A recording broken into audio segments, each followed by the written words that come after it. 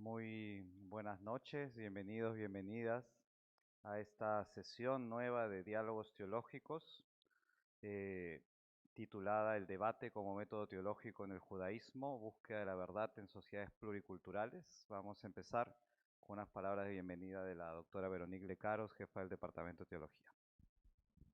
Buenas noches a todos. Tenemos el agrado, el honor de presentar hoy día al rabino Jorge Samuel Steinendler, quien nos va a dar luces sobre la reflexión rabínica. Ahí en pocos minutos va a empezar. Le damos la bienvenida a los que están aquí con nosotros. Gracias por estar aquí presencial y haber dejado el partido de fútbol para estar con nosotros. Y también la bienvenida a todos los que nos siguen.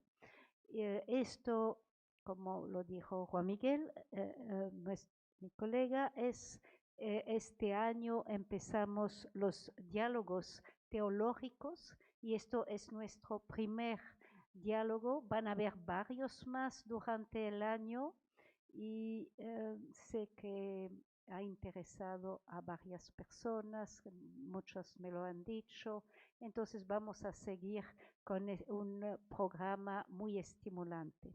Muchas gracias por estar con nosotros y ahora los participantes van a subir a la estrada y sin más, los escuchamos. Muchísimas gracias. En efecto, vamos a dar la bienvenida a nuestros invitados. En primer lugar, tenemos como invitado especial al rabino Samuel Steinhendler de la Confraternidad Judeo-Cristiana de Chile.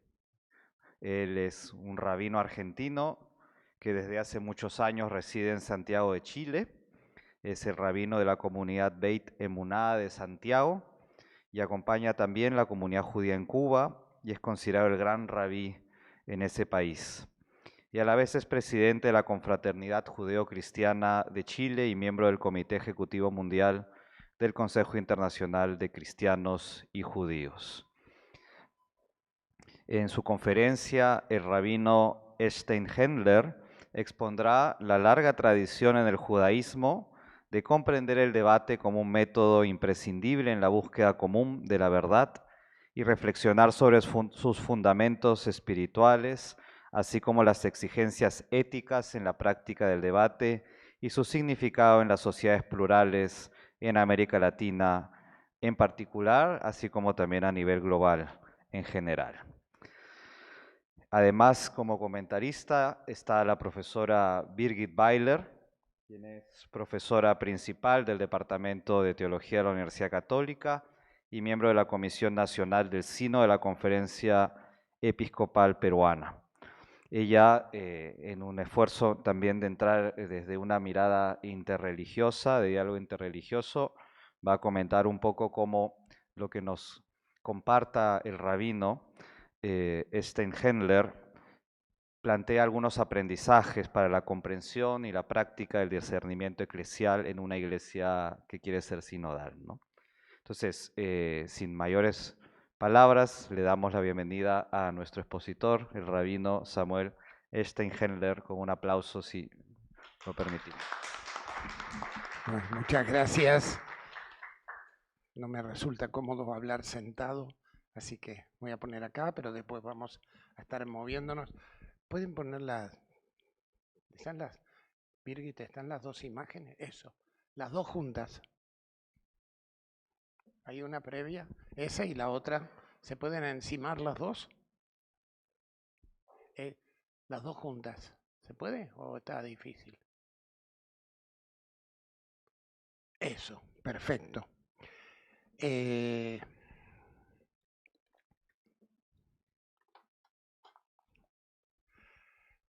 La primera es un poco entender cuál es la visión judía. Yo explicaba en estas instancias de interactuar con teólogos católicos esta semana que tuve el honor.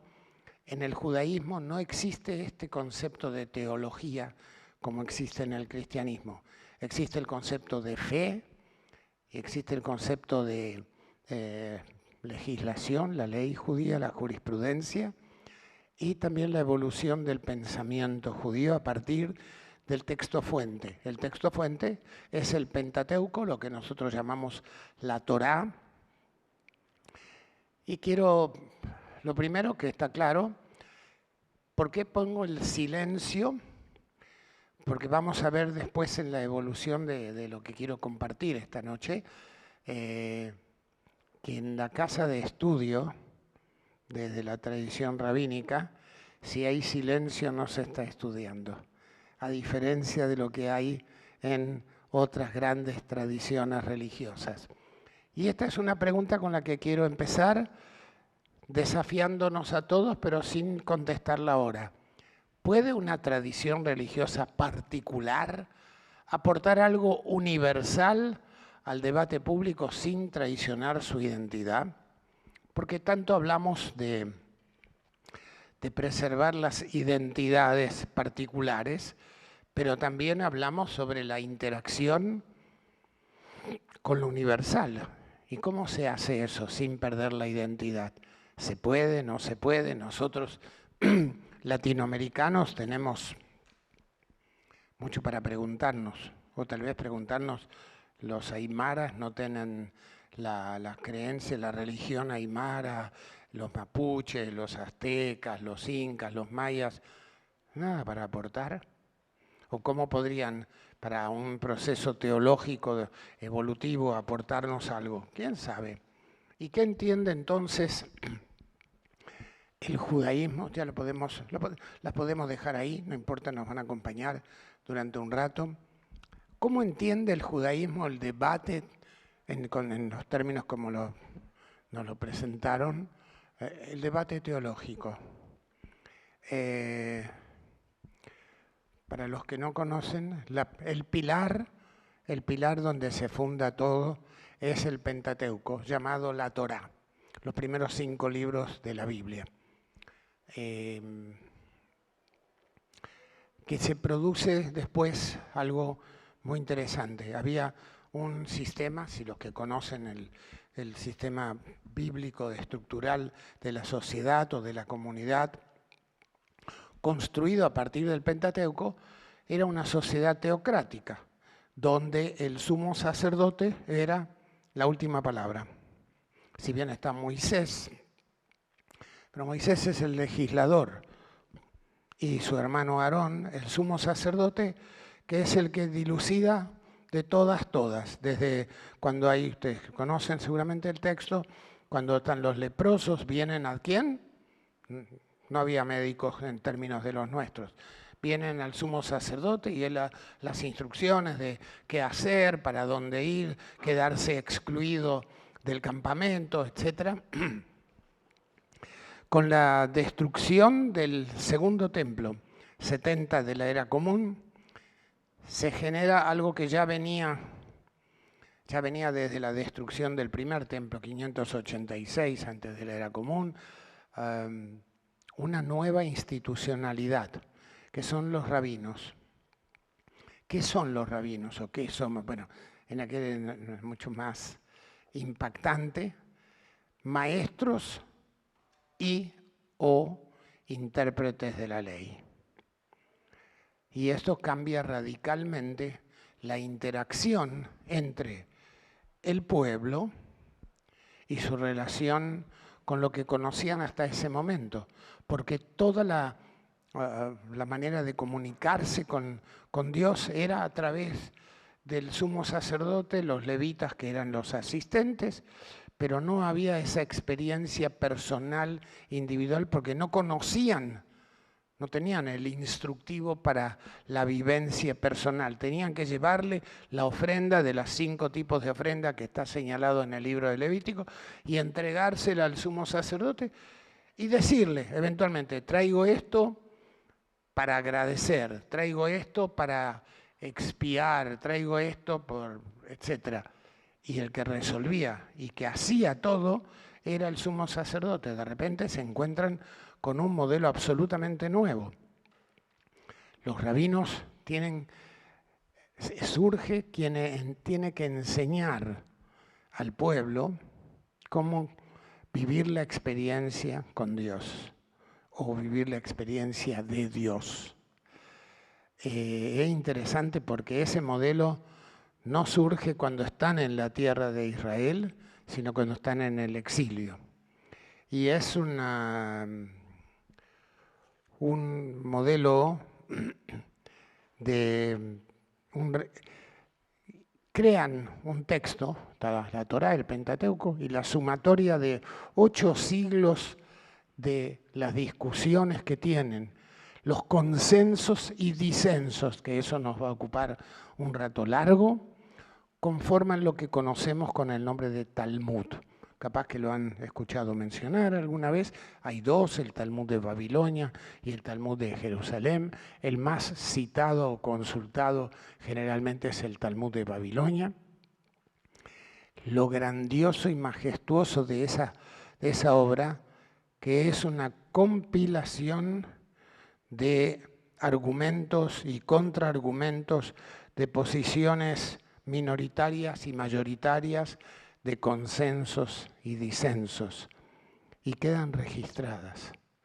Y se registran, empieza con 2 escuelas rabínicas, las escuelas de Hillel y de Shammai, que desde el punto de vista siglo XX, XXI, diríamos, una era más open-minded, porque no podríamos decir liberal, porque peligroso, hay algunas palabras que con el contexto político una era más open-minded y la otra era más rígida respecto a la interpretación del texto de la ley, de la Torá. Y lo majestuoso es la verdad, esto que hablamos de, se devela a través del proceso del debate y no es la premisa inicial.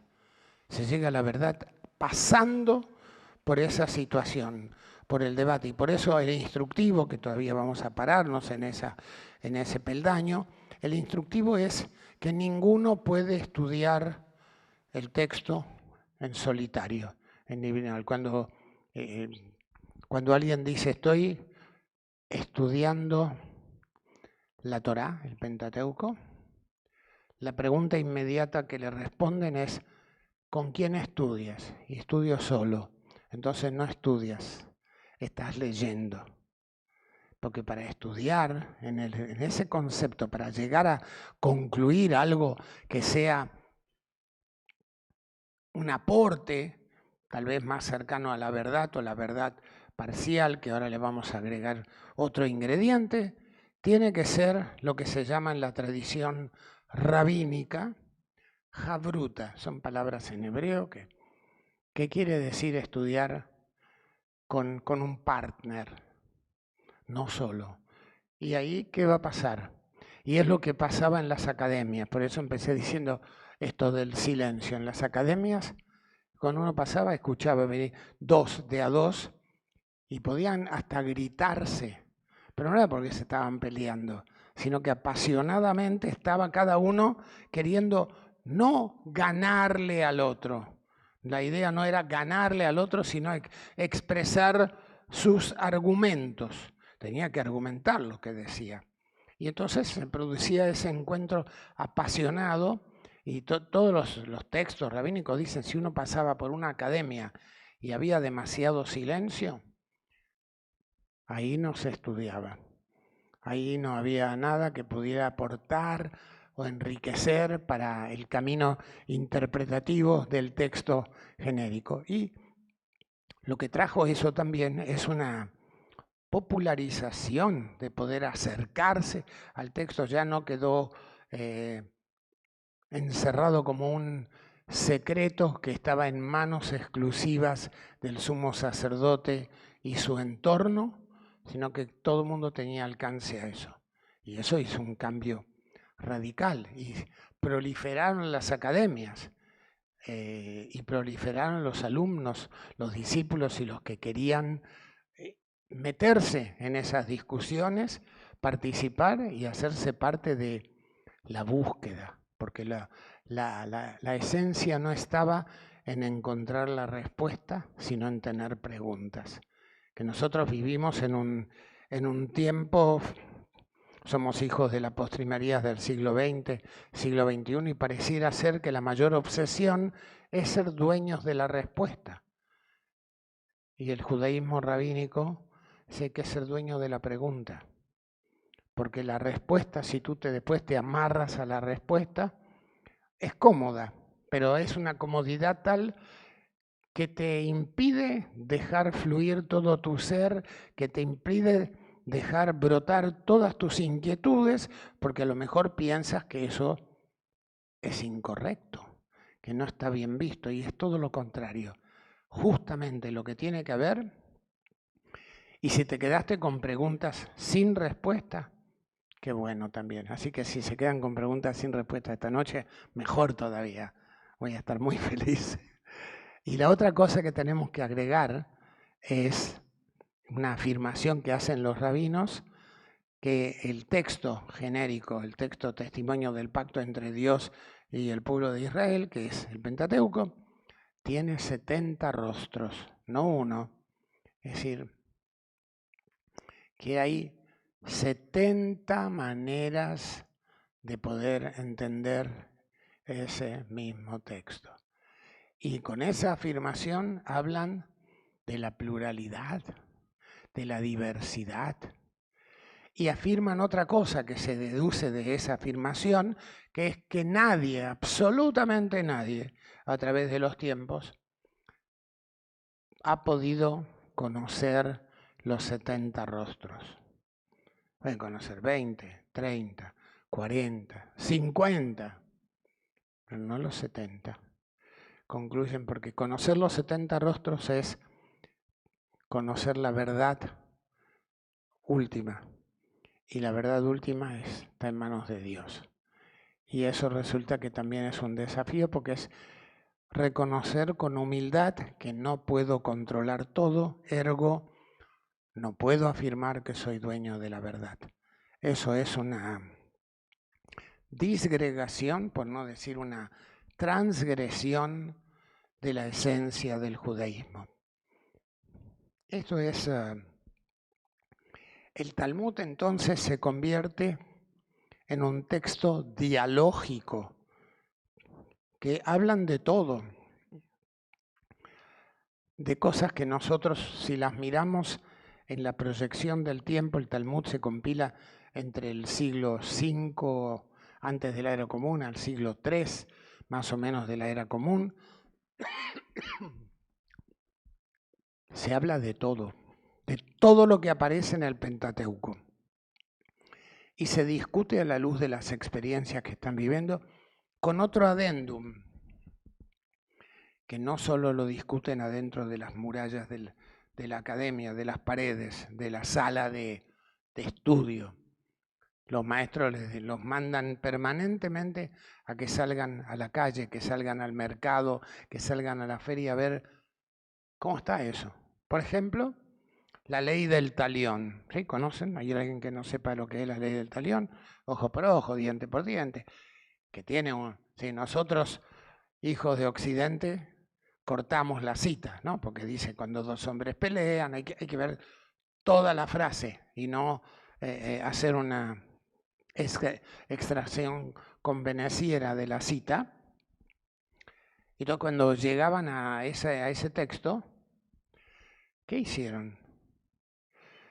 Porque estamos hablando de un Dios del amor, de un Dios del perdón, de un Dios que ama la vida. Entonces, ¿cómo es esto? Está bien, se pelean, le pegan a una mujer que está embarazada, y si entonces dice ojo por ojo, diente por diente, en una primera lectura simplista lingüística sería, le sacó un ojo, tráiganlo ante el juzgado y le sacamos el ojo delante de todos y nos la cobramos. Pero los rabinos discuten sobre esto y se topan con esto. Hace 2200, 2300 años tenemos que ubicarnos en la máquina del tiempo. ¿Qué hacemos con esto? Y entonces dice, hay que ir a la feria, al mercado. Babilonia, año 300 antes de la era común. Roma, primer siglo. Había mercado de esclavos, ¿verdad? Entonces los maestros mandan a los discípulos que vayan a ver qué pasa en el mercado de esclavos. ¿Cuánto cuesta un esclavo que tiene los dos ojos? ¿Y cuánto cuesta un esclavo, cuánto se mercadea un esclavo al que le falta un ojo? Y acuerdan que eso que dice pagará ojo por ojo, diente por diente, es lo que yo siempre digo, es los antecedentes de la compañía de seguro de hoy en día. Porque lo que tenía que hacer era pagar materialmente, pero no físicamente arrancarle un diente o sacarle un ojo, no sé qué, que sería algo totalmente contrario al sentido de amarás a tu prójimo y a todas las otras cosas que son una transgresión total.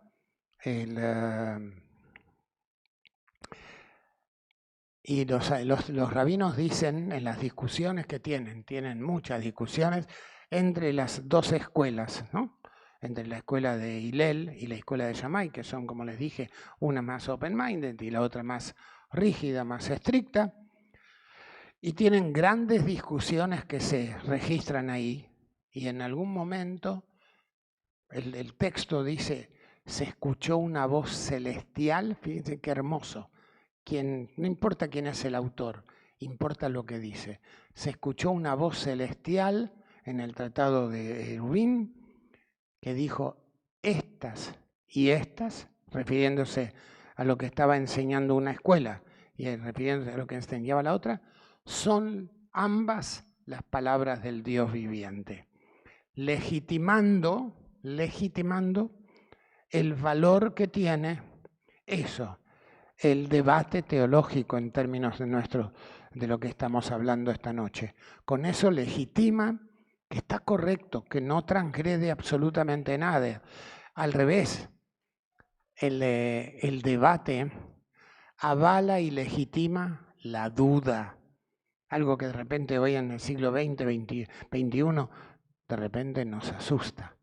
Porque la duda puede, si uno deja espacio a la duda, puede pensar que pone de manifiesto desde el lado de los que interpretan, lideran o como quieran ponerlo respetuosamente, demuestran miedo o fragilidad. Y al contrario, lo que dice es, la duda es la que genera el proceso desafiante de tener que sumergirse en el mar de la pregunta y ver todas las posibilidades de cómo. Y entonces la voz de la divinidad dice lo que dice esta escuela y lo que dice esta otra escuela, que puede ser que difieren totalmente en lo que están planteando. Las dos son las palabras del Dios viviente. Del Dios viviente, del Dios que vive, no del Dios muerto. Si cuando no hay eso, es como decir, si no hay eso, hay un Dios muerto. Que ya está todo dicho, entonces, chau. ¿Qué proceso hay ahí? Y son justamente las disputas entre estas dos escuelas, son el modelo clásico, que las hay, y ahí hay los rabinos, el desarrollo del proceso del judaísmo rabínico, es que hay dos tipos de disputas. La disputa, como dice, por amor al cielo, que está destinada a perdurar, y la que no es por amor al cielo, no está destinada a perdurar. ¿Cuál es la disputa por amor al cielo? La que tenían estas dos escuelas. Y como estoy seguro que todos conocemos el texto bíblico del Pentateuco, la historia de Coraj, que se rebela contra su primo, son de la misma familia. Y eso también hay que leerlo con amplitud, con gran angular. Es su primo y le dio envidia. Porque la primera parte, si recuerdan el texto en Números, los argumentos son maravillosos, son los argumentos de alguien que dice, no, el liderazgo tiene que ser democrático y todos tenemos que tener... Pero detrás de todo eso, lo único que había era el interés del ego de imponerse. Y ese no es una disputa por amor al cielo, es por amor al ego. Entonces hay las escuelas de Hillel y Shammai en su confrontación, en su disputa, en su disenso, en su debate, eran siempre por amor al cielo. Y nosotros a veces nos enfrascamos cuando estamos en el mundo de la fe o en términos del mundo occidental, verbigracia del mundo cristiano, en los debates teológicos. Tenemos que tener mucha cautela. Si el debate es por amor al cielo o el debate, si es que lo abrimos, o es por amor al ombligo, o sea, al ego. Y esa es una decisión que hay que tomar. En el judaísmo rabínico eso está muy bien planteado con esos ejemplos y más de alguna vez ha pasado. Pasa que escuelas rabínicas en la postrimería, después en el proceso de evolución, que todo se va construyendo a través de los siglos con preguntas y respuestas, que no siempre tienen la respuesta. Lo magistral, lo extraordinario que tiene el texto del Talmud, que es el pilar junto con el Pentateuco del judaísmo rabínico y del judaísmo que se vive hoy en día, es que registra, lo deja escrito, los disensos, el debate. No solo dice cuál es la conclusión. Y si comparamos eso que termina siendo la construcción del código jurisprudencial judío con el derecho bíblico judío, con el derecho romano, derecho canónico, derecho anglosajón, no hay, discúlpenme con mucho respeto, pero no hay otro registro en ninguna otra fuente de derecho teológico que incluya el debate. Solo tiene la pregunta y la decisión. Esta es. Y los debates de los que hablan son tan peculiares que a veces el texto dice que no llegan a un acuerdo. No se ponen de acuerdo, una escuela y la otra. Y los rabinos crearon una palabra que traducida es en hebreo, en arameo, que es un acróstico, que quiere decir, la dejamos en manos del profeta Elías, cuando él venga en el devenir de los tiempos, él dilucidará la respuesta, ¿sí? No tenemos respuesta. Y así queda registrado. Y es si lo podemos apreciar en su dimensión proyectada hasta nuestros días, estamos hablando de algo que es maravilloso. Y si lo ponemos en que eso se habló hace 2300, 2400 años, mucho más aún. Porque demuestra qué cosas de los principios que tenían. La humildad de las partes debatientes o contendientes o que disienten. El respeto al prójimo, a tal punto que el texto registra que si Hillel dice una cosa y la escuela de Shammai no está de acuerdo, no dice, él dice o dicen ahí. El texto, citando, dice, Hillel dice, o sea, lo menciona. Cuando nosotros no mencionamos a alguien, le quitamos una parte de su honorabilidad. Le desconocemos su nombre. Y eso es algo que es quitarle el respeto al prójimo. Y el Talmud registra eso también. Cuando le va a rebatir, cuando le va a contradecir, empieza por decir, el otro está diciendo tal cosa, y a lo que dijo, yo quiero plantear esta otra visión de las cosas. Y aquí tenemos algo que quiero volver a recalcar, lo que es la duda. El judaísmo rabínico considera que la duda es un acto de fe.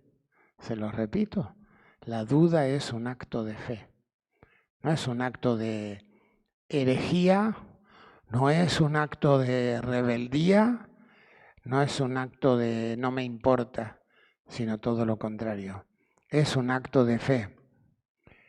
El judaísmo rabínico valora la duda, algo que es exactamente opuesto a lo que nosotros recibimos en el mundo occidental. Las preguntas, no todas las preguntas tienen respuesta, y reconocerlo es un acto de honestidad intelectual y también espiritual, que no todas las preguntas tienen respuesta. No tenemos que tener una capacidad de responder a todas de una manera que cierre el debate, sino todo lo contrario. El judaísmo rabínico plantea en el siglo I, dice, ¿qué nos dice el texto del Pentateuco? ¿Qué nos dice? Cuestiónenme. Fíjense, cuestiónenme. Es decir, luchen con el texto. A ver, ¿qué encuentran? ¿Qué te dice? ¿Qué te provoca? ¿En qué te desafía? ¿En qué te hace pensar? ¿A qué te llama a reflexionar? Y no seguirlo ciegamente sin entender. No entiendo, pero lo sigo. No. Tienes que tener la duda, y la duda es válida. Y tienes que abrir ese espacio. Y fíjense, hay un proverbio jasídico que dice que un judío que no tiene dudas no solo no está estudiando la Torá, está simplemente repitiendo lo que otros le dijeron. Que no tiene dudas, que no tiene preguntas, repite como un mono o como un loro, porque su esencia no está participando. Solamente me dijeron, me lo enseñaron así, ya está, no cuestiono, no hago nada. Y eso poco y nada construye en un proceso de tradición, de continuidad, de crecimiento. Ahora, de las cosas que pude conocer con mucho respeto y cariño, bueno, la tradición teológica cristiana también tiene su historia de debates fecundos. ¿Sí? El método de las cuestiones disputatae de Tomás de Aquino, la Reforma, la Contrarreforma, el Concilio Vaticano II, también, de alguna manera, si podemos mirarlo con gran angular, en cada uno hay debates. Nosotros no tenemos un magisterio donde hay una autoridad. Desde que pasó esto que les dije al principio, que desapareció esta estructura que dependía del sumo sacerdote, no hay. Hay la institución de los rabinos y sí, por ejemplo, y claro, de distintas corrientes. Pero está bien, eso es la diversidad. Pero supongamos que aquí estamos ahora en una comunidad y aquí a la vuelta que hay una sala, hay otra comunidad con otros rabinos de la misma orientación o puede ser de la otra. Si viene alguien de esa congregación, el burro adelante, y me consulta sobre algo que está pasando allá, y yo le doy mi opinión, según el espíritu de la ley, estoy transgrediendo los límites de la autoridad del otro rabino. Se llama en hebreo asagat gvul, invasión de los límites del otro, y viceversa. Y eso podemos estar puerta con puerta, pero cada uno tiene, claro que no es que cada uno se decide por cómo le apetece esa mañana, como tiene que tener sustento, tiene que tener un apoyo. ¿De dónde? de esos debates en donde uno encuentra o hay consenso, y es absoluto, o hay mayoría y minoría, o hay disenso y hay un empate. Y si hay un empate, entonces le compete al rabino como maestro e intérprete de la ley entregarle a la congregación con su responsabilidad, que la responsabilidad del rabino, de su autoridad, se la debe a las generaciones pasadas, no se la debe a Dios, eso se la arregla con Dios, se la debe a las generaciones que están ahí y a las siguientes. Entonces tiene que buscar qué es lo mejor para esa comunidad en ese momento. Que a lo mejor dentro de 10 años venga otro rabino y la realidad sea otra, pero no lo puede hacer por su capricho. Lo tiene que hacer considerando qué es lo que le entrega algo en función de la congregación, porque eso es lo que hace. No es la última palabra, es el intérprete de la ley y tiene que estimular que exista la duda, que exista el cuestionamiento, que exista el disenso, que tampoco quiere decir que le faltan el respeto. Claro, en nuestro mundo hoy en día, bueno, hay de faltar respeto de muchas maneras. Pero si no estimula eso y quiere que todos sean uniformes al unísono y respondan al unísono y no intervengan, está quitando una parte importante de esto que sería la construcción de la metodología del debate teológico. Y hablábamos sobre las sociedades pluriculturales. Eso es una tradición que tiene 2000 años. Les dije antes que el judaísmo rabínico nació en Roma, en el exilio romano, en Europa, no en la tierra. Y se impregnó también de la interacción con la sociedad general. Y ahí se genera una interacción enriquecedora, porque tiene que confrontarse con una sociedad que era mucho más grande que ellos y tiene que funcionar preservando sus valores, sus creencias, sus principios, sin dejar de ver lo que está pasando alrededor. Hay, por ejemplo, un principio que se llama la ley del reino es la ley. O sea, la ley del Estado es la ley. Y esto tiene que ver, les voy a dar un ejemplo, en el tiempo de Maimónides, mediados del siglo XII, se plantea una situación, la tradición judía es que cuando fallece alguien hay que sepultarlo, lo mismo que después tomaron los musulmanes muchos siglos más tarde, el cuerpo a la tierra, sin féretro, sin nada, envuelto en la mortaja. ¿Por qué? Porque polvo eres y al polvo regresas. Entonces, cualquier impedimento que permita esa interacción de los restos mortales con la tierra de la que viene es una transgresión, voy a seguir usando la muletilla nada más a los efectos de entenderla, teológica. Pero resulta que en los tiempos del Maimónides, mediados del siglo XI, empezó a proliferar en Europa la prohibición que ponían los reinos. No se puede sepultar los cuerpos en la tierra. ¿Qué tenía que ver? Otra vez, lo tendríamos que leer con gran angular. Tiene que ver con ese choque de culturas, civilizaciones, o pónganlo donde quieran, entre la Iglesia y el Islam, con los que se toparon y todo lo que pasa que genera las cruzadas y demás. Entonces, con esa prohibición real, se plantea qué hacemos con nuestros muertos. No se puede, ¿qué hacemos? Y entonces el Maimónides dice, es de nuestra tradición sepultar a los muertos envueltos en la mortaja, en la tierra, pero en aquellos lugares donde la orden real es que hay que usar un féretro, la ley del reino es la ley que rige y no transgrede los principios Es como, si lo quieren más actualizado, como para nosotros cuando alguien fallece, hay dos principios inviolables, dos máximas. No tenemos ningún dogma en el judaísmo, ninguno. Uno se puede enojar con Dios, se puede pelear con Dios, se puede alejar, regresar, etc. Pero uno es la santidad de la vida y el otro la dignidad de la muerte. Cuando fallece alguien, es menester de la congregación ocuparse de todo lo que se requiera para darle sepultura lo más rápido posible, porque ya no se puede atender solo. Hay un montón de ritos y de instrucciones y demás.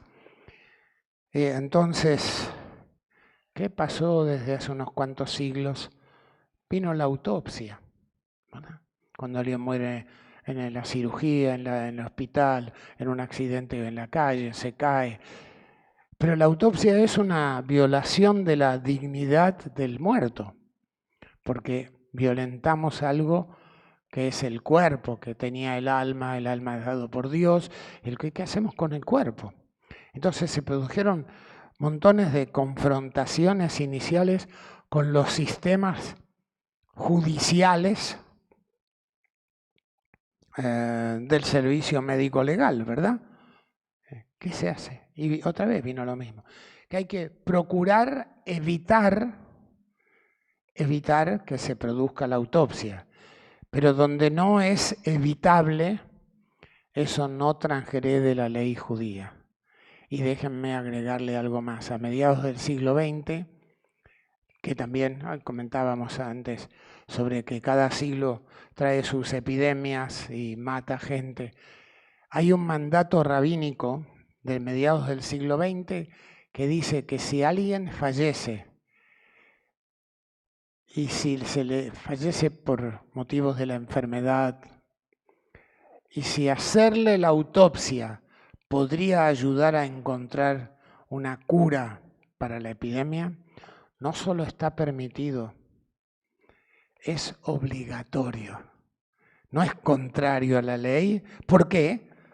Por la santidad de la vida. Deuteronomio dice, elegirás la vida. Porque para eso. Entonces, otra vez, si bien el principio es no, pero aquí hay un bien mayor, superior, no por el capricho de la ciencia y porque vamos a investigar, no, porque a lo mejor haciéndole la autopsia se podría descubrir, como hay muchas películas que nos han mostrado que de repente que encuentran el antivirus. Muy bien. Eso es obligación hacerlo. Y eso es de origen de la evolución de los procesos de debate. No se crean que es tan simple tampoco. Cuando conocen algo sobre las leyes alimenticias judías, el kosher, ¿les sueña?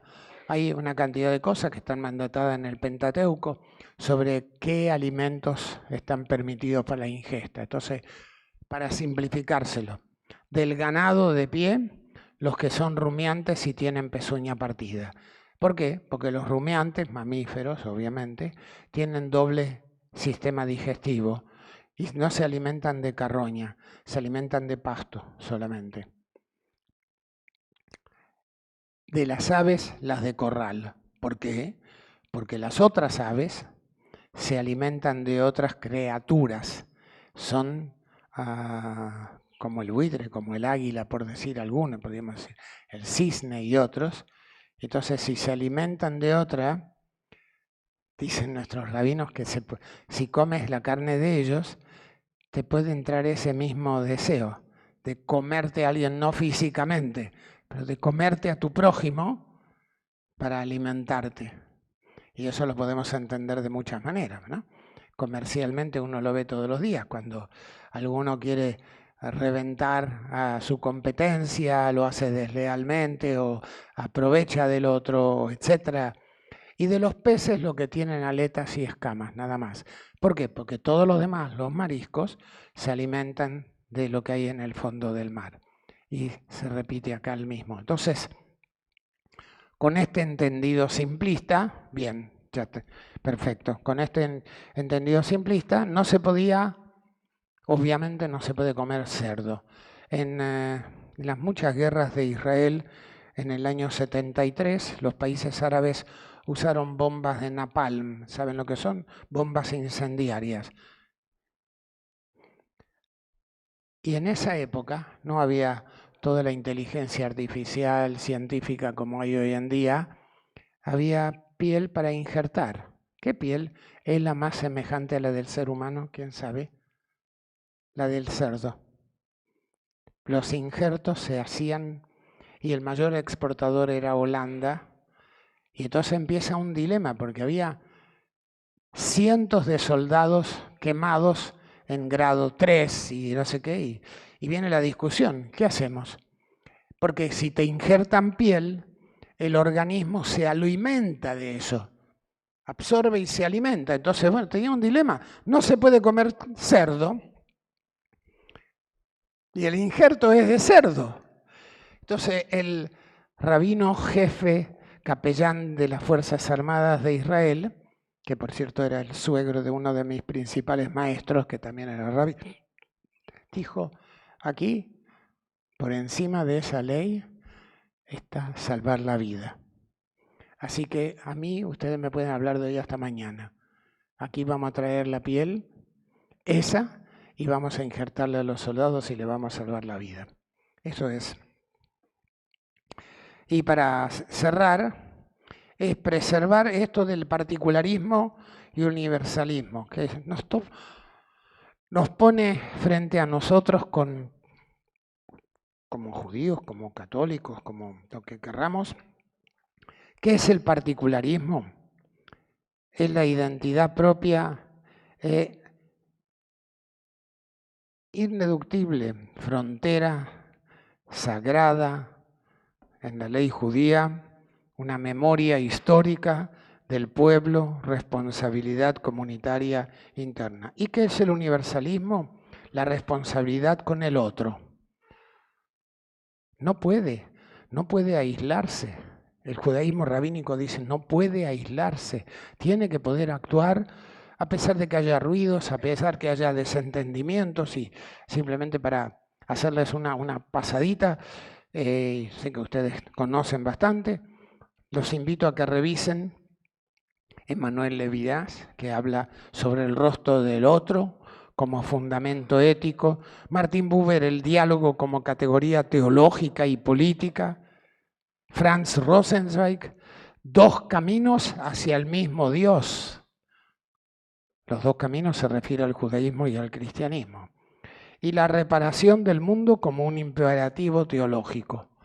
Los rabinos concluyen, y está incluido en todos los rituales, esto de la reparación al mundo, que no es patrimonio privativo de nadie, es compromiso de la sociedad entre el hombre y Dios a nivel transversal y universal. Y cada particularidad de cada expresión de fe tiene que aportar a eso, sin querer por eso decir la mía es la verdadera y la tuya es la falsa. Esa es una falacia total, y nosotros en el siglo XXI tenemos que cuidar mucho que eso no siga prosperando, porque eso no construye puentes, levanta muros y separa. Y lo que tenemos que buscar son los puentes que nos acerquen, de caminar juntos, de conversar, de dialogar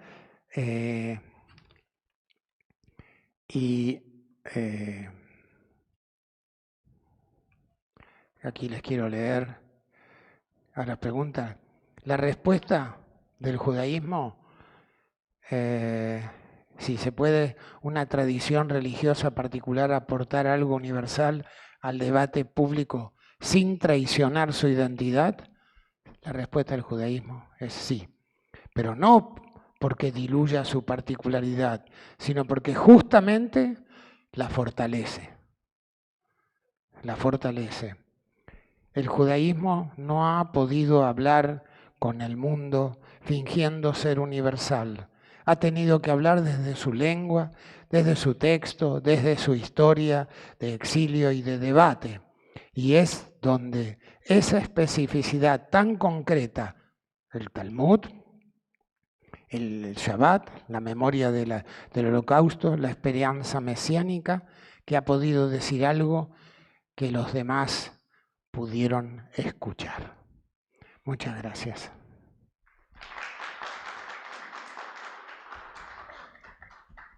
Bueno, muchas palabras. Y ahora, Birgit, no sé cómo sigue, tú eres el que sabe cómo...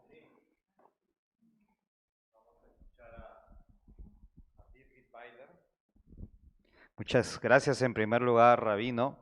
Muy interesante lo que nos ha podido plantear para poder enriquecernos con la riqueza de la tradición espiritual del judaísmo y este método nuevamente del debate, de la discusión, del ir interpretando situaciones nuevas a partir basadas de la tradición, ¿no?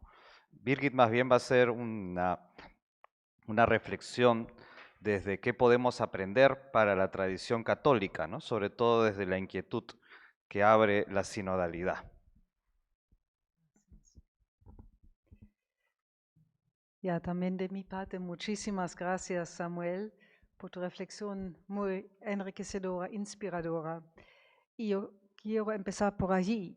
Yo creo que en el camino sinodal, el caminar juntos, con tu presencia y en tu persona, hay una invitación que avancemos en el diálogo interreligioso y que superemos miedos de contacto, de hacer camino juntos, de conocernos más en profundidad desde nuestras vivencias espirituales y de realmente identificar lo que nos une como llamado de Dios a todos nosotros y nosotras, hombres y mujeres en diferentes caminos espirituales, en diferentes religiones, y creo que como cristianos recordar la raíz es el judaísmo. Aquí hay una riqueza y por eso creo que es también muy valioso lo que tú nos has regalado hoy noche.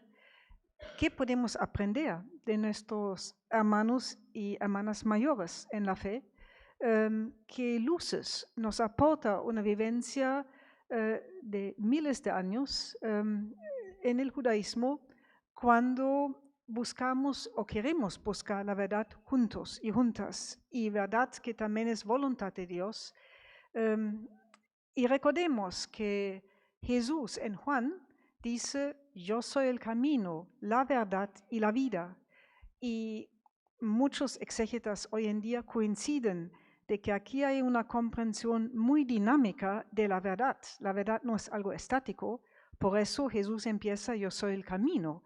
En el camino, buscando juntos, moviéndose, luchando a veces también pacíficamente, pero interiormente, espiritualmente, con preguntas, Dios nos ayuda a descubrir juntos más y más de esta verdad.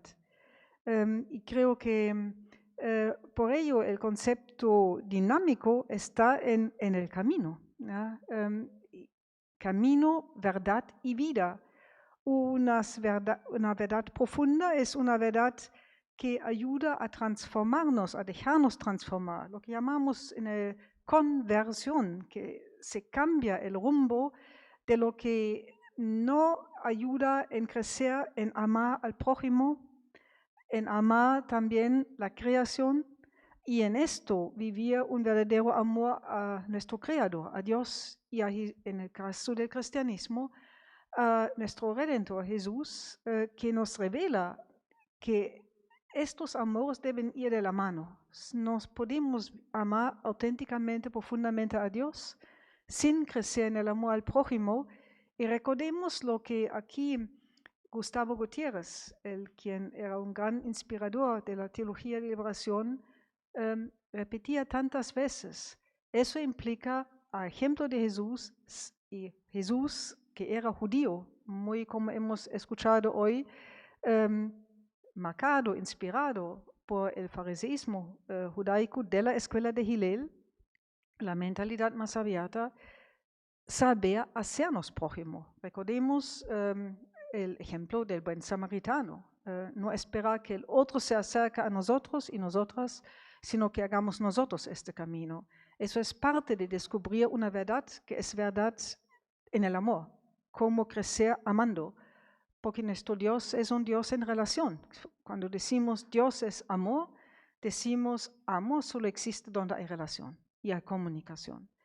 Y creo que a eso nos invita el judaísmo, y creo que también nos invita a superar en el camino sinodal el miedo a veces a debatir donde verdaderamente hay diferentes puntos de vista, porque esto puede enriquecernos cuando admitimos que haya espacio para ello y no lo miremos de frente como una amenaza a la comunión.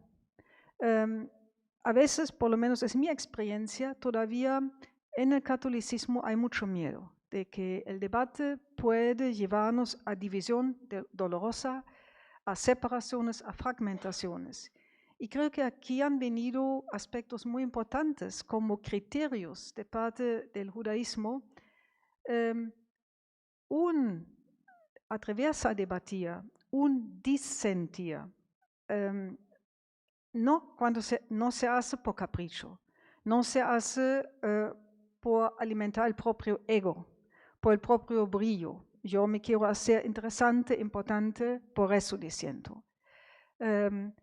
Pero cuando personas desde su conciencia en la fe perciben, sienten profundamente, piensan, es corazón y razón, aquí hay una pregunta abierta, aquí algo todavía no convence, por amor a la verdad más plena, lo comunican, lo dicen. Yo creo que tenemos que ver el potencial que existe en un buen debate, pero también con estos criterios nombrados por el rabino y que también son nombrados en muchas de las cartas de San Pablo. Cuando veamos al otro como igualmente hijo, hija, amado por Dios, cuando este profundo respeto a la otra persona, como dijo el rabino, como prójimo, cuando luchamos juntos para encontrar juntos la verdad, hay lo que nos une. Y entonces el disenso es como un móvil, un motor, un dinamismo, pero en algo que es sagrado, la vocación de buscar juntos la verdad. Y eso no se hace solo con la razón fría, sino con una razón estrechamente vinculada con el corazón. Para mí es muy lindo, en la teología hecha por mujeres en Latinoamérica se empezó a usarlo mucho y ahora está expandido, es el corazonar.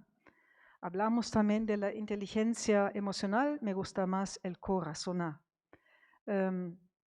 Y creo que es un disentir cuando la persona que disiente lo ha discernido y lo quiere hacer como un servicio a una verdad que tenemos que descubrir juntos.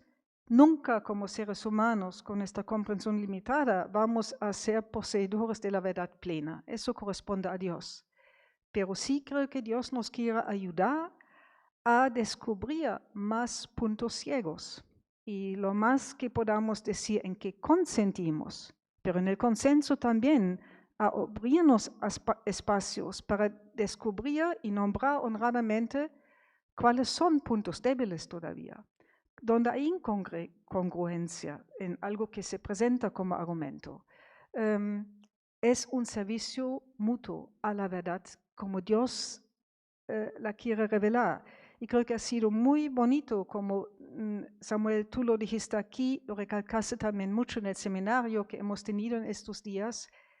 En el judaísmo, eso es considerado un trabajo sagrado. Entonces, es un trabajo en el cual honramos a Dios. Y eso se vincula también cristianamente con la parresía. Recordemos que Francisco ha insistido tanto, un camino sinodal nos recuerda de que no somos nosotros los protagonistas, sino es el Espíritu de Dios, la Ruach, espíritu creativo que genera vida nueva y que nos ayuda también a tener la audacia necesaria cuando hemos discernido y lo percibimos como verdaderamente no nuestra idea, sino iniciativa de Dios, la audacia de transformar cosas, de innovar estructuras, de innovar caminos. Yo creo que allí el disentir también puede muchas veces ayudar a descubrir qué hay que renovar y por qué hay que renovar, qué nos quiere como luces ofrecer a Dios a través de ello. Y recordemos también que un debate arduo sucedió en el Concilio de Jerusalén. Quien fue Papa Francisco, él como Papa en una homilía lo dice con mucha claridad y dice, fue un conflicto fuerte. Pedro y Pablo lideraban dos grupos, los judeocristianos y los que vinieron del mundo de los así llamados gentiles, no cristianos, que querían hacerse cristianos. Y el debate era una pregunta decisiva para el futuro del cristianismo. ¿Tienen que pasar todos los así llamados gentiles por la circuncisión para poder hacerse cristianos o no es necesario? Y Pedro y Pablo estaban realmente arduamente discutiendo sobre ello. Quien construye aquí un puente es Jaime. Jaime, que también ha recibido el nombre El Justo. Y creo que ahí vemos, Lucas lo pone por lo menos así, que importante también es entre consenso y disenso, personas que ayudan a construir puentes. Como un disenso se hace fructífero, es fructífero, porque conduce a no perder el consenso, la comunión, pero profundizar aspectos, profundizar la riqueza de la verdad, sea cada vez más un cristianismo, como dijo también Papa Francisco, poliédrico, donde la pluralidad y diversidad tiene su espacio, es percibido como una riqueza en percibir diferentes facetas de la verdad y esto no separa, esto no divide. Yo creo que es de ahí algo apasionante, porque participamos también de este modo con la ayuda de Dios y, como diríamos, con la ayuda del Espíritu en la riqueza de vida que Dios mismo es y que quiere que de algo de ello participemos en el aquí y en el ahora. Yo creo que también construir puentes es un discernimiento como trabajo paciente a largo plazo. A veces no es fácil. Construir un puente que conecta necesita tiempo y ambas partes tienen que buscarlo juntos. Pero entre Pedro y Pablo, con la ayuda de Jaime, era posible. Y lo interesante es que se reconocen, se abren todos al soplo del Espíritu. Por eso la famosa frase en Hechos de los Apóstoles, el Espíritu y nosotros hemos decidido. No entendiéndolo como una arrogancia humana, sino aquí está claro lo que también el rabino Samuel recalcó, Dios no suspende el trabajo arduo humano para que puedan decir el Espíritu Santo y nosotros, se tenía que hacer el trabajo humano de abrirse al soplo del Espíritu, de descubrir qué de verdad hay en la posición del otro, cómo me sensibilizo por la visión del otro, aunque no en todo comulgo con ella, pero el primer paso siempre es tratar de entender, de comprender. Eso es otra faceta importante del disentir. Disentir, pero tratando como primero, y eso me impresionó mucho cuando tú lo dijiste de Hillel, la escuela de Hillel, que fue como un punto ético. Primero preguntar, ¿qué de verdad descubro en la posición diferente, con la cual no comulgo? Pero diciendo, también estas personas, cristianamente hablando, poseen el Espíritu. En el judaísmo poseen algo de la verdad.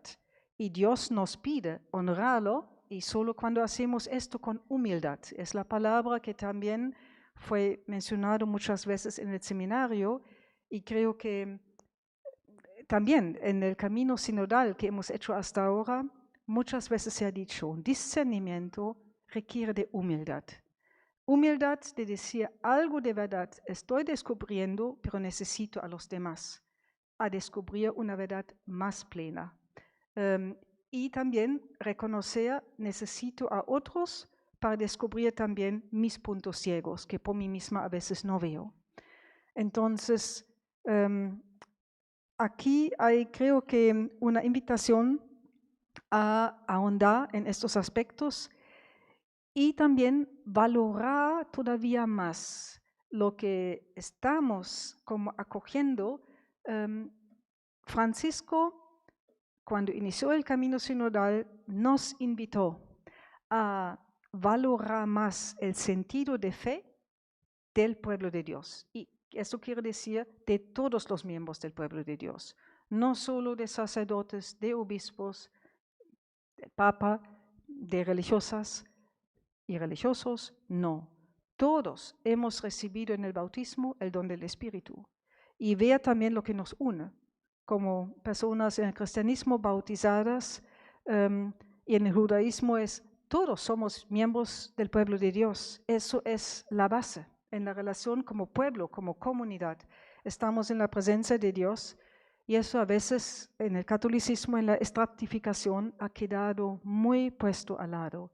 Y creo que es sano que estamos en este camino de recuperar lo que el Vaticano II como ya sembró, una eclesiología que parte del hecho de que lo que nos une a todos en las diferentes vocaciones somos bautizados y bautizadas y somos miembros de este pueblo de Dios. Y por el don del Espíritu que recibimos en el bautismo, nos corresponde también asumir activamente una corresponsabilidad por la vida y misión en nuestra iglesia. Y creo que eso también es en el judaísmo algo bello, que los rabinos son quienes como maestros acompañan la comunidad, pero no es entrar en el lugar de la comunidad. Esto da y recibir la mutualidad. Muy bonito también para mí siempre, como San Agustín lo expresó, con ustedes soy cristiano, para ustedes soy obispo. Lo uno no puede ser sin lo otro. Y creo que ahí también es como entendemos el liderazgo y la autoridad en la iglesia. Es también desde la autoridad abrir espacios a consenso y disenso, y un disenso fructífero, que se pierda el miedo, que la parresía se pueda practicar y que entonces una Judith Gruber, una teóloga de Austria, en Lovaina, dice, una iglesia sinodal necesita ambas cosas, el consenso, pero el consenso que permite también que puede existir el disenso fructífero, ejercitado con toda esta responsabilidad que hemos mencionado. Solo así, lo que llamamos en el lenguaje teológico la eclesiologénesis, una iglesia que sigue naciendo, formándose en respuesta a los diferentes signos de los tiempos de aquí y ahora, pueda ser auténticamente una iglesia en el camino de Jesús, una iglesia que también se sabe arraigada en la historia de fe del pueblo judío y lo que el judaísmo nos regala. Entonces, concluyendo, yo creo que podemos decir cómo también aprendemos del judaísmo, valorar disensos, los tomamos en serio. Para mí es impresionante que en el Talmud no solo están las posiciones que eran las más fuertes, que han perdurado en el tiempo, sino también las posiciones que han sido minoritarias, pero la valoración de ello, diciendo también aquí, algo de verdad se contiene y no se debe perder. Y yo creo que nos hace falta crecer en ello también en nuestra iglesia, en el camino sinodal, justo también para poder ser una iglesia poliédrica. Y también acoger con mayor apertura de los pueblos indígenas originarios aquí, como tú mencionaste, también su vivencia de fe, de espiritualidad y de sinodalidad. Lo mismo vale para las comunidades afrodescendientes aquí en Latinoamérica y el Caribe, que me han dicho miembros de estas comunidades con mucho respeto que les duele, que no les hemos preguntado, ¿y ustedes qué pueden aportar a la comprensión y la vivencia de la sinodalidad? Es otro aspecto donde verdades vividas, practicadas de otros nos pueden enriquecer si tenemos la apertura y la humildad de aceptarlo y decir, ahí también sopla el Espíritu. Y yo creo que también la invitación seria de Pablo, no apaguen el Espíritu, porque es justo también en el camino sinodal el Espíritu que nos invita a dejarnos sorprender, a no como quedarnos anclados en una posición, a permitir que lo que creemos es actuar en nosotros, si lo permitimos, de mover corazones para que se ablanden, para que nos movemos el uno hacia el otro, nos aproximemos. Y aquí hay las dos dimensiones, lo receptivo y lo activo.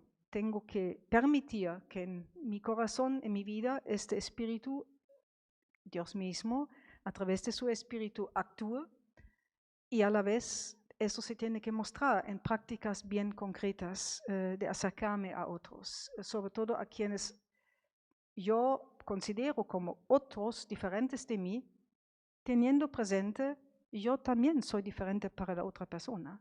Entonces es respetarnos, valorarnos en nuestro ser diferente y con una confianza profunda. Yo creo que también que va muchas veces con donde se expresa pluralidad, disentir en algo, una posición diferente, que uno se fía, ahonda en la confianza que también quien siente y piensa diferente, quien viva algo diferente, quien expresa su fe diferente, lo hace discerniendo, lo hace buscando también ser sincero en su fe, en su entrega.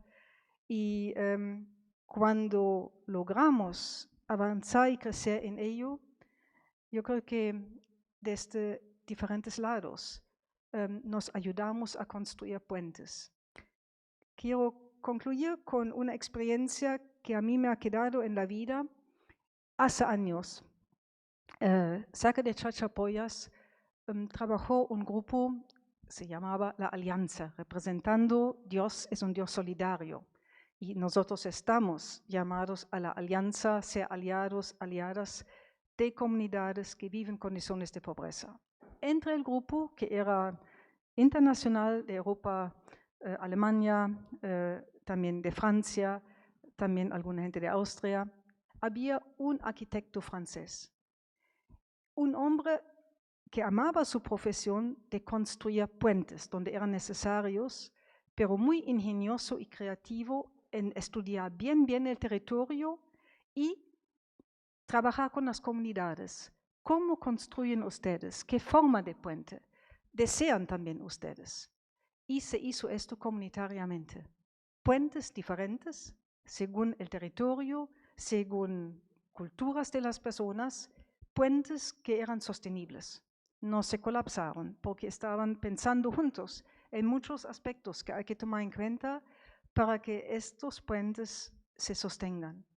Y yo creo que el camino sinodal nos invita, recordando también Pontifex se usa hoy en día mucho para el Papa, pero a veces tendemos a olvidarnos. Pontifex es el primer título que se ha dado a Jesús, y Jesús prácticamente en su modo de construir puentes nos ha recordado, Dios es un Dios que construye puentes hacia cada uno y cada una de nosotros, hacia nuestros pueblos, porque ama. Y amar implica con creatividad, con pasión, con perseverancia y paciencia, construir puentes. Y eso creo que también es una vocación y misión sagrada juntos en el camino sinodal. Gracias.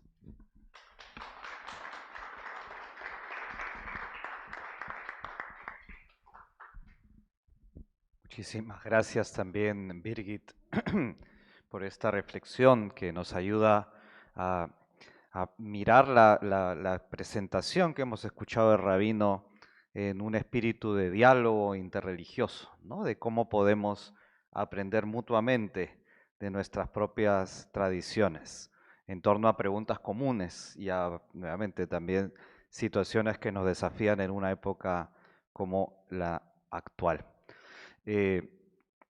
Tenemos un espacio para el diálogo. No sé quién se animaría, podemos hacer algunas preguntas, comentarios. Aquí adelante, Veronique. Bueno, muchas gracias al rabino Samuel y a Birgit por sus reflexiones muy estimulantes. Nos quedamos con deseo de saber más. Y sí. Bueno, esto es bueno, ¿no? Nos dejaste con inquietudes, con preguntas y ahora queremos seguir.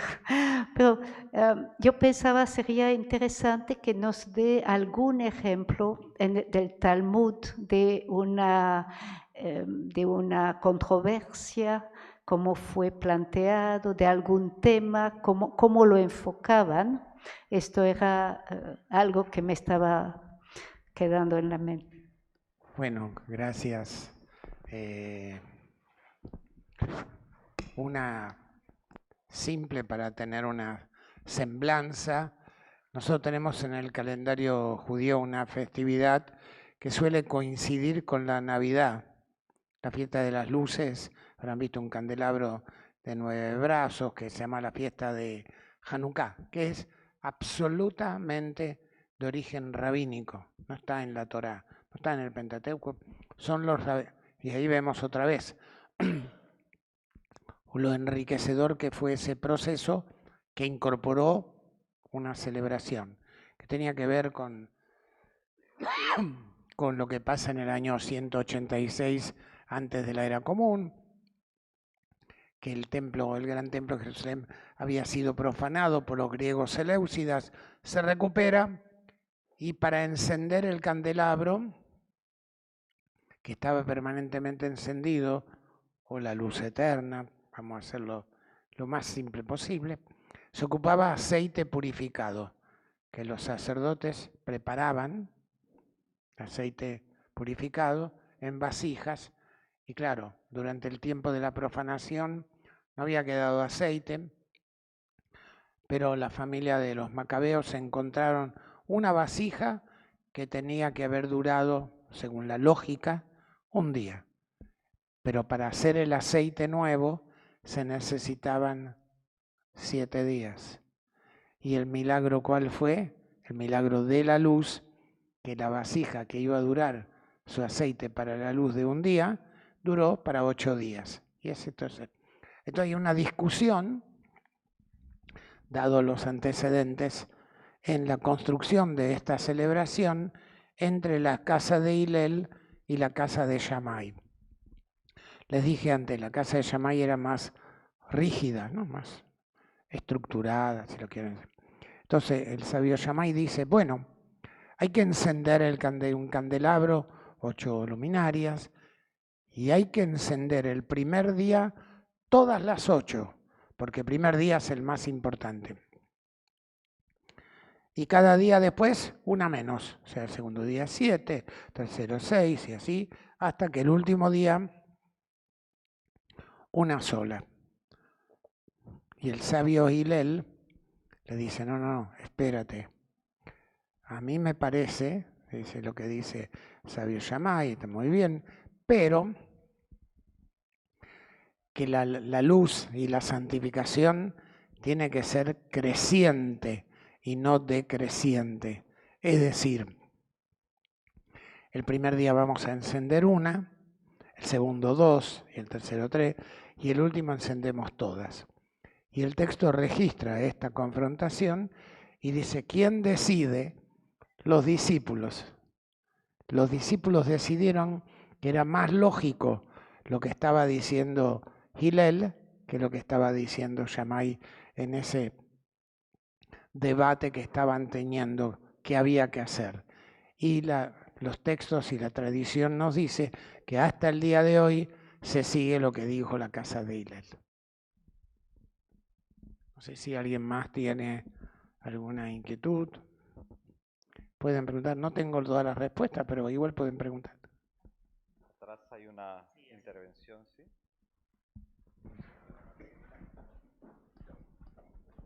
Muchas gracias por la conferencia. Yo noté algunas cosas. Decía el rabino, la ley del reino es la ley que rige, ¿no? Y no transgrede la ley judía. Pero también mencionó en algún momento el bien mayor. Mi pregunta es, cuando la ley del reino, digamos, está contaminada durante mucho tiempo, permanentemente, ¿no? Digamos, ¿hay que seguir la ley del reino o hay que buscar el bien mayor en ese caso, ¿no? Y otra pregunta cortita respecto al debate, ¿no? Que mencionó la doctora también. Pero ¿qué sucede cuando, o sea, el debate intuyo que tiene algunas reglas, ¿no? Algunas normas para hacerla viable, pero mayormente, como mencionaba, hay que salir al mercado, a la feria, dentro de las empresas, también dentro de las organizaciones y entre organizaciones, entre empresas, no siempre hay debate, ¿no? Hay disputas, como también lo mencionaron, ¿no? Como lo mencionó el rabino, y disputas que son por el amor al cielo y las que no son por amor al cielo también. Por amor Entonces, al ego. sí, yo tomé nota así un poco al vuelo. ¿Qué hacer en esos casos, no? O sea, porque es lo más común. Lo más común no es plantearse, vamos a debatir, sino se dan en el momento, durante el día, en el que hacer diario, ¿no? En todas las actividades. Entonces, esas dos preguntas, por favor. Muchas gracias. Muchas gracias. Muy buena la primera, que yo no lo mencioné, era la ley del reino, la ley del país, es la que rige, siempre y cuando no se oponga a los valores y fundamentos fundamentales, valga la redundancia. Cuando es opuesta a eso, como el ejemplo, y que lo vemos, entonces uno no la respeta. Yo por eso traje el ejemplo del caso de los restos mortales que no transgredía y que por eso se siguió, pero no todas. Cuando la ley ofende la dignidad humana, cuando la ley obliga a abandonar los principios irrenunciables de su fe, ya no es que la ley, no es una medida taxativa rígida, tiene un límite. Cuando se enfrenta a los fundamentos pactuales, vitales, no se impone la ley del reino. Y genera lo que genera. Lo vimos. Viktor Frankl, cuando escribe El hombre en busca del destino, después que sale de los campos de concentración, dijo, nos quisieron quitar todo. Por eso pusieron los números. Ponerle a alguien un número es quitarle su identidad, te quitaste el nombre. Y eso era lo que querían. Pero no me pudieron quitar mi yo interior con mi fe. Eso nunca me lo pudieron quitar. Y ese fue un acto de rebeldía. Ese fue un acto de rebeldía. Y cuando caminamos un ratito antes que me llevaran a pasear a conocer el campus, recordábamos al pastor Niemöller. ¿Lo conocen? Segunda Guerra Mundial, el pastor Niemöller, un pastor protestante alemán, dice, cuando vinieron los nazis por los gitanos, no alcé mi voz porque yo no era gitano, cuando vinieron los nazis por los homosexuales, no alcé mi voz porque yo tampoco era homosexual. Cuando vinieron por los de color de tez oscura, como yo no era de tez oscura, no alcé mi voz. Cuando vinieron por los judíos, tampoco alcé mi voz porque yo no era judío. Cuando vinieron por mí no había nadie que alce la voz. Tenemos que tomar lecciones de la historia. Y a tu segunda pregunta, y la trajiste muy bien, dijiste, en las empresas y no sé qué. El debate del que yo hablaba era el debate rabínico y tiene una serie de principios y parámetros que mencioné. El respeto al otro, el ser capaz de escuchar sin juzgar, escuchar, porque, y lo mencioné estos días en el seminario que tuvimos, ¿no les pasa que de repente estamos escuchando a alguien que expone algo y en lugar de escuchar realmente, ya estoy pensando cómo le voy a retrucar a lo que dijo? En realidad me estoy escuchando a mí mismo, no estoy escuchando lo que el otro dice. Ese no es un debate que construye, ese no es un debate por amor al cielo. No es un debate que va a construir algo que perdure. Va a ser un ruido, una cacofonía de ruidos que no va a dejar nada, que va a hacer que haya más. Es como lo que vivimos hoy en día. Hay diálogos que en realidad son monólogos disfrazados de diálogos, pero que son monólogos. Y ese no es esta idea de estos debates. Los debates construyen, los debates que destruyen, por eso la riqueza que queda testimoniado y escrito, para mostrarnos que se puede, que se tiene que debatir, porque eso va a hacer madurar, aguzar la capacidad de pensar y no ser una máquina, un robot que repite. Y tú traías el ejemplo de las empresas, bueno, ahí entran intereses. Y en realidad, por ejemplo, cuando nos dan la ordenación rabínica, en el título de ordenación, dice, para servir al pueblo, no servilmente como sirviente, porque no estás para mandonear, estás para servir. Y tienes que poder mirar más allá de tu propio ombligo, mirar el bien común, el bien mayor. Y aunque sea, es servir a y no servirse de. Y si el que no puede eso, tiene que dar un paso al costado.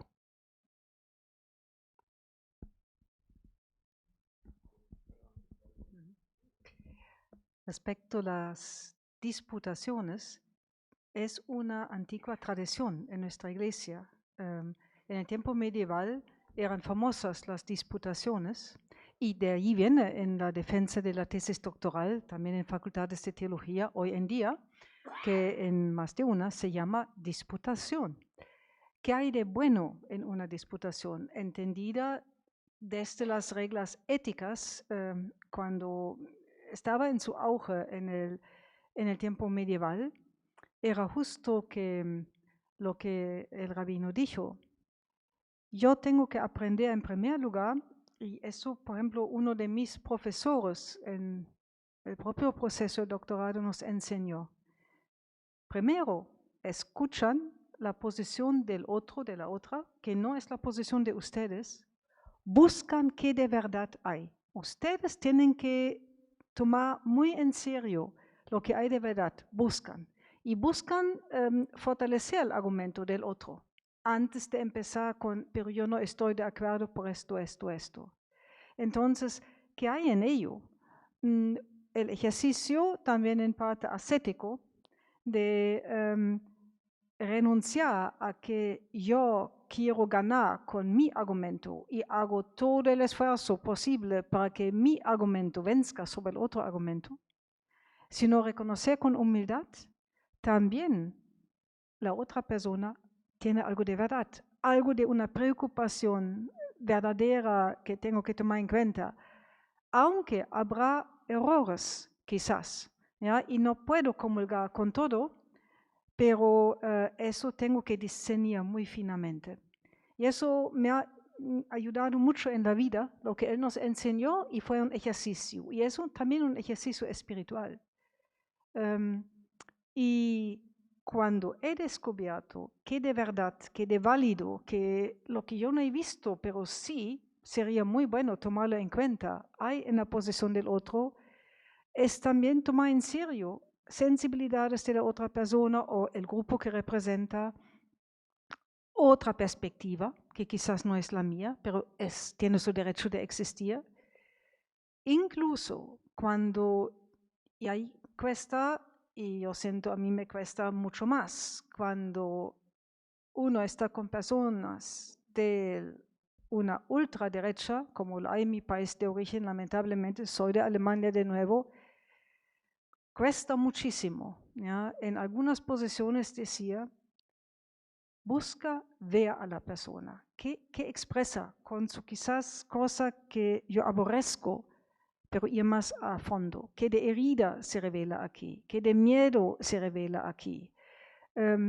Solo así podemos hacer camino, y yo no termino comulgando, por supuesto no, con personas con posiciones de racismo, pero sí me puede ayudar a ver qué tenemos que tomar más en cuenta en nuestras políticas públicas, por ejemplo, en nuestros modos de tratar a estas personas, para no arrinconarlos más y ponerlos todavía más radicales de lo que ya son.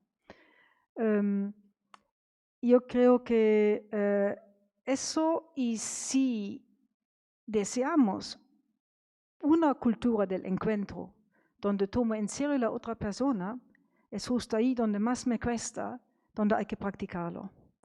Y si la otra persona en una disputa también lo busca hacer, y eso en las disputas de alto nivel en el tiempo medieval y también en buenas disputas hoy en día, es esto. Uno, descubro juntos en qué más aspectos enriquecedores de la verdad. Nadie, como fue dicho, la puede descubrir solo. Yo necesito del otro, incluso en su posición con la cual no comulgo en su totalidad, pero me ayuda a ver aspectos que no he visto, o matices que no he tomado en cuenta, o repensar qué peso doy a qué argumento, qué debería valer y prevalecer más. Si nos une la preocupación por el bien común, la verdad va junto con el bien común, con el cuidado de la vida, no de la propia solo, sino de la comunidad. Y yo me recuerdo de un texto de Bonhoeffer también, teólogo, pastor alemán en tiempos del nacionalsocialismo, muy comprometido cristianamente, y en tiempos, en cierto sentido, en algo similar al nuestro, había mucho de nebuloso, cosas que antes estaban como reconocidos, eso tenemos en común. Por ejemplo, como hoy en día, que derechos humanos debe ser un deber sagrado, respetarlos, hoy en día está puesto en cuestionamiento muy seriamente. Él dijo, donde hay cada vez más de estas cosas nebulosas, ¿ya? Uno no puede discernir solo. Uno necesita de los demás para justo no perderse en cada vez mayores confusiones, sino ayudarse mutuamente a ganar en claridad y ver lo que está pasando. Y donde Dios se manifiesta para ayudarnos a ser claros cuáles son valores que si uno quiere ser persona creyente, uno debería acoger. Y de ahí brotó su fuerza también. Finalmente él sabía que arriesgó su vida y le arrestaron y le condenaron y le ejecutaron, ¿ya? Pero lo hizo él, y ahí viene también el atreverse a disentir en cosas donde mucho está en juego. Bonhoeffer disentió con mucha valentía en su propia iglesia y con mucho dolor, porque estaba dividida la iglesia luterana. Una parte pensaba que todavía se puede negociar con Hitler, y había los cristianos que se confesaron miembros de una iglesia nacional de cristianismo.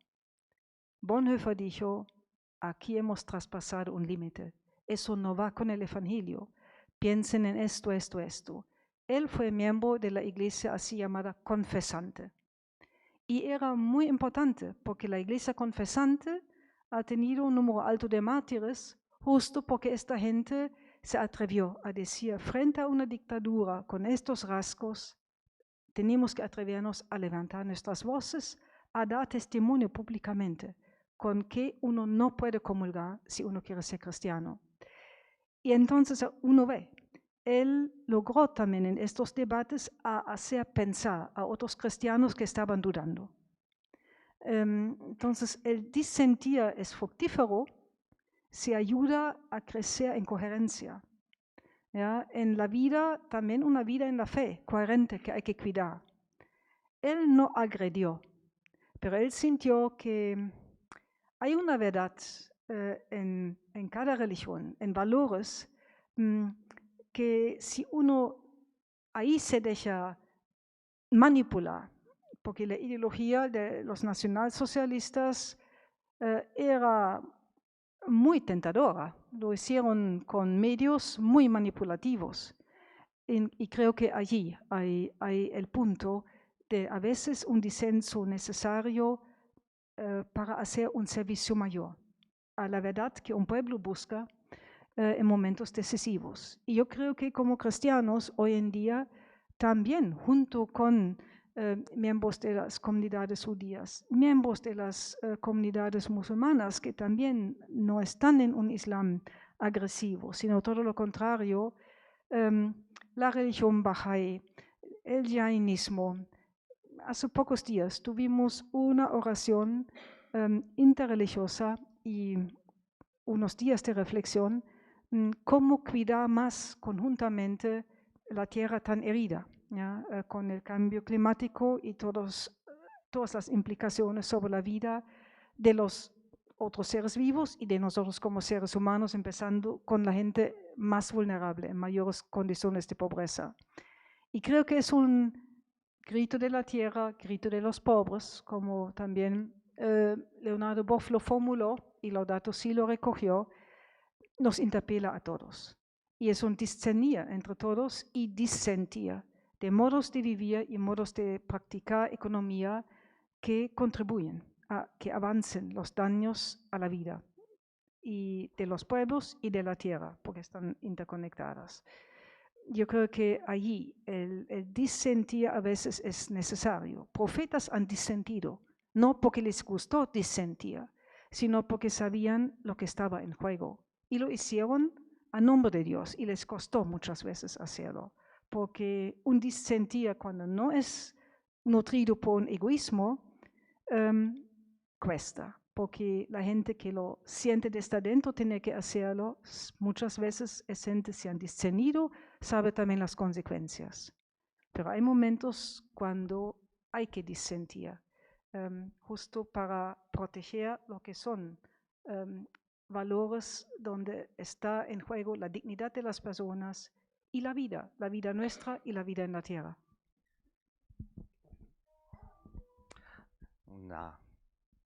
Hay otra pregunta más por acá. Gracias.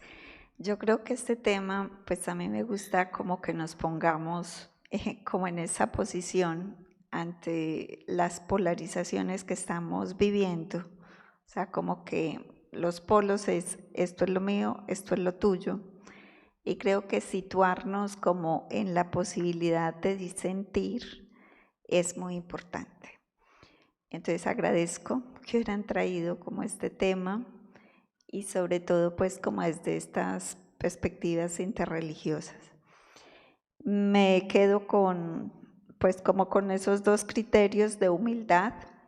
No tengo yo toda la verdad y por eso el poder escuchar a los otros y el construir puentes, ¿cierto? O sea, el podernos escuchar no es para seguirnos polarizando y dividiendo, sino, bueno, cómo juntos podemos construir esa verdad. Me gusta mucho lo de la duda, porque, y pues esa relación que hiciste con lo de el Dios viviente, o sea, creemos en un Dios viviente y si estamos vivos, dudamos, disentimos, nos interrogamos. Y entonces, hace mucho yo ya había escuchado eso y me gustaba, ahí lo más importante son las preguntas que las respuestas, pero ahora digo, bueno, ¿cómo vamos a afrontar este desafío cuando la IA nos da todas las respuestas? Supuestamente, ¿no? Supuestamente nos da todas las respuestas. Pero bueno, creo que por ahí, o sea, ¿qué hacer como ante este momento en el que se nos está cortando esa posibilidad de seguir pensándonos y es buscar lo más fácil, ¿no? ¿Alguna reflexión de esto de Adriana? ¿O alguna otra cosilla? Una última intervención. Muchas gracias.